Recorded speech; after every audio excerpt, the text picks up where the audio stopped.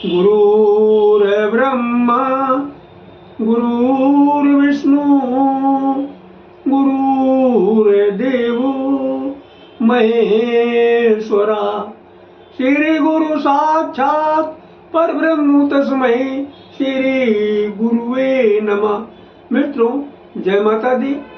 आज के वीडियो में हम आपको गुरु प्रदोष व्रत के महात्म तथा इसकी विधि विधान एवं शुभ मुहूर्त की पूरी जानकारी देंगे। साथ में आपका बलवान से बलवान शत्रु कैसे प्राप्त हो इसके उपाय की भी जानकारी देंगे।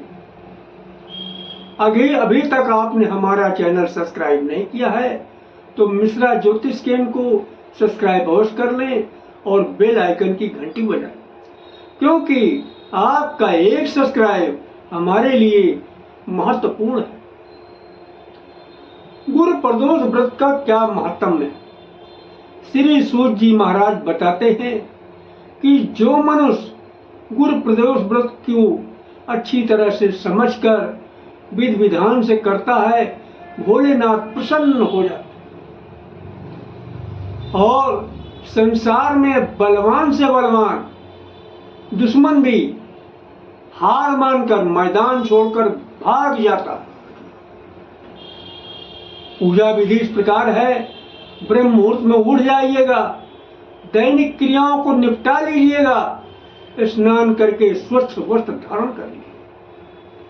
इसके बाद भगवान भोलेनाथ की फोटो के समक्ष या उनकी शिवलिंग की जो लाट है उसके समक्ष पूर्व या उत्तर दिशा की ओर मुंह करके बैठ जाइएगा। तत्पश्चात दाहिने हाथ में दक्षिणा, अक्षत, पुष्प, नैवेद्य, जल आदि लेकर अपनी मनोकामना पूर्ति हेतु संकल्प करिएगा। इसके बाद 11 प्रदोष या फिर पूरे साल के पूरे प्रदोष 26 या 24 जो भी पढ़ते हैं, इसका संकल्प लेके और फिर सारी सामग्री जमीन में डाल दीजिए। विशेष बात यह है, इस संकल्प वाली क्रिया प्रथम व्रत के शुरुआत में ही किया जाता है और उद्यापन वाली भी क्रिया मनोकामना पूरी होने के बाद सिर्फ एक ही बार किए जाते, बार बार नहीं किया जाता। इसके बाद शाम के समय सूर्यास्त से 1 घंटा पहले स्नान करके साफ कपड़े पहन लीजिए। ऊन या कुश के आसन पर बैठ करके भोलेनाथ के सामने उत्तर या पूर्व दिशा की ओर मुंह करके अपनी सामर्थ्य के अनुसार पंचोपचार, दशोपचार या षोडशोपचार में से कोई एक पूजन विधि को आप पकड़ लीजिएगा और ओम नमः शिवाय पंचाक्षरी मंत्र का जप करिएगा अधिक से अधिक, यानी 11 माला, 5 माला, 21 माला जैसी आपके सामर्थ्य हो। लेकिन जो आप पहले जितनी माला की जप किया ऐसे हर प्रदोष में हर उतनी ही माला की जप करिएगा। और या फिर आपके जो गुरु ने जो शिव जी का बीज मंत्र दिया उसे भी आप कर सकते हैं।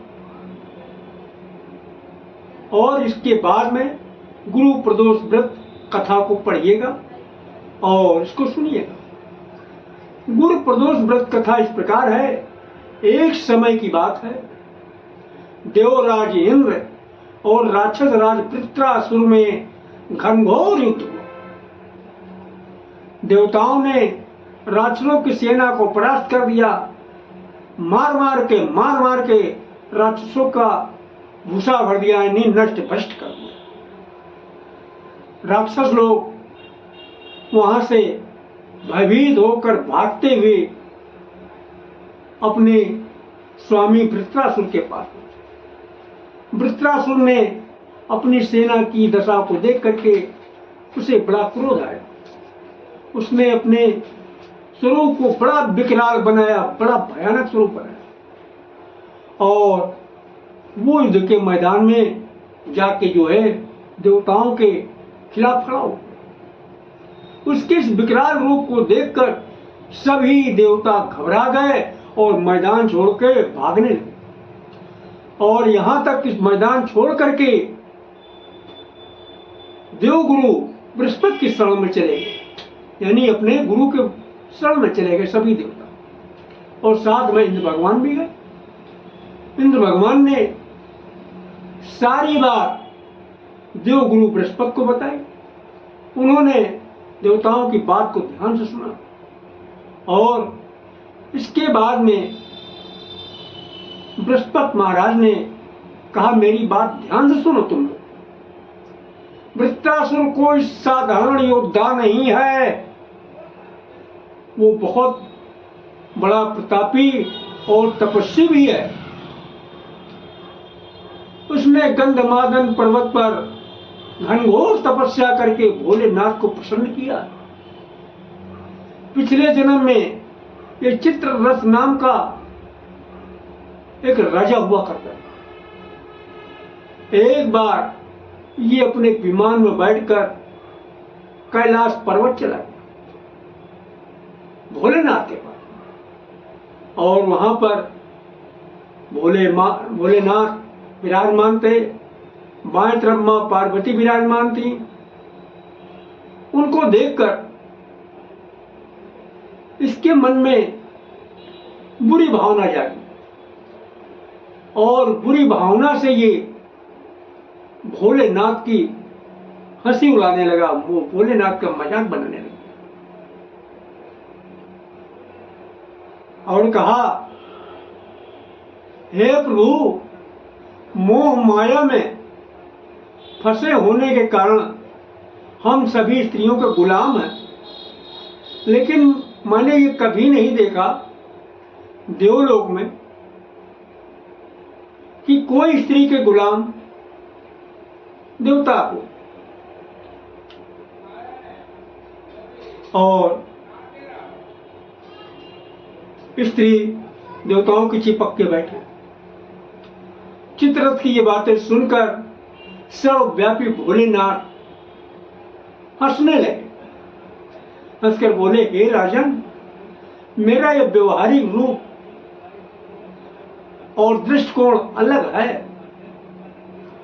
मैंने कालकूट जैसे महाविष को पिया है, को धारण किया, उसको हजम किया, फिर भी तुम साधारण मनुष्य की तरह मेरा मजाक बना रहे। माता पार्वती को बहुत गुस्सा आया। चित्ररथ से बोली, अरे दुष्ट पापी, तूने सर्वव्यापी महादेव के साथ मेरा भी मजाक उड़ाया।